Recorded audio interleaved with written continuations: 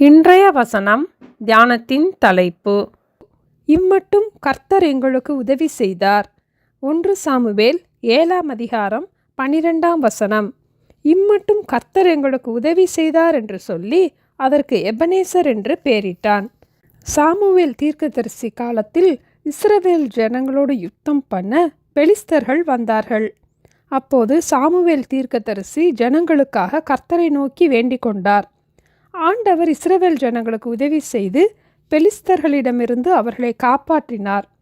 இந்த யுத்தத்தை கர்த்தரே நமக்காக செய்தார் என்று நினைவு கூறும்படி சாமுவேல் தீர்க்கதரிசி ஒரு கல்லை எடுத்து மிஸ்பாவுக்கும் சேனுக்கும் நடுவாக நிறுத்தி, இம்மட்டும் கர்த்தர் எங்களுக்கு உதவி செய்தார் என்று சொல்லி அதற்கு எபனேசர் என்று பெயரிட்டார். நாம் கடந்து வந்த பாதைகளில் நமக்கு நேரிட்ட எல்லா பிரச்சனைகளிலும் எல்லா சூழ்நிலைகளிலும் ஆண்டவர் நமக்கு உதவி செய்ததை நினைத்து நாமும் இம்மட்டும் கர்த்தர் எங்களுக்கு உதவி செய்ததற்காக நன்றி என்று மனதார ஆண்டவரை துதிப்போம். கடந்த கால தோல்விகளை கஷ்டங்களை நினைக்காமல் நமக்கு உதவி செய்த தேவனுடைய அன்பை எண்ணி அவரை துதிப்போம். நாம் நடக்க முடியாத நேரங்களில் நம்மால் சுமக்க முடியாத பாரங்களை ஒரு தகப்பன் தன் பிள்ளையை சுமப்பது போல நம்மை சுமந்து வந்த ஆண்டவரின் அன்பை நினைவு கூறுவோம். ஹட்சன் டெய்லர் பல ஆண்டுகள் சீனாவிலே ஊழியம் செய்தார். சீன மொழியிலே அழகான எழுத்திலே ஒரு வாசகத்தை எழுதி அடிக்கடி அவர் பார்க்கும் இடத்திலே அவருடைய அறையிலே தொங்கவிட்டிருந்தார். அதை பார்க்கும் போதெல்லாம் ஆண்டவரை துதிப்பதற்கு ஏதுவாக இருக்கும் என்று நினைத்தார். அந்த வாசகம்தான் எபனேசர் ஏகோவா ஈரே. எபனேசர் என்ற பெயரை 1 சாமுவேல் 7ஆம் அதிகாரம் 12ஆம் வசனத்திலே நாம் காணலாம். இம்மட்டும் கர்த்தர் எங்களுக்கு உதவி செய்தார் என்று பொருள்படும். ஆதியாகமம் 22ஆம் அதிகாரம் 14ஆம் வசனத்திலே ஏகோவா ஈரே என்று நாம் வாசிக்கிறோம்.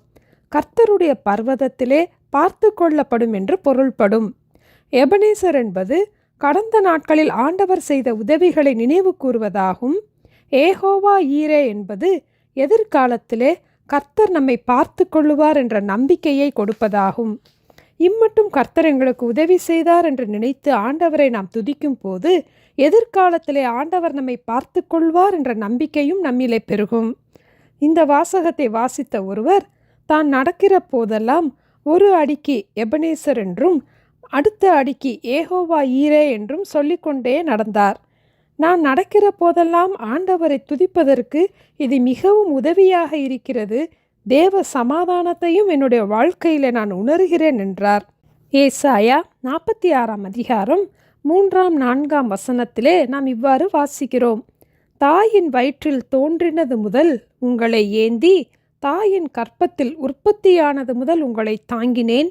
உங்கள் முதிர் வயது வரைக்கும் நான் அப்படி செய்து வந்தேன். இனி மட்டும் நான் உங்களை தாங்குவேன். நான் அப்படி செய்து வந்தேன். இனிமேலும் நான் ஏந்துவேன். நான் சுமப்பேன், தப்புவிப்பேன்.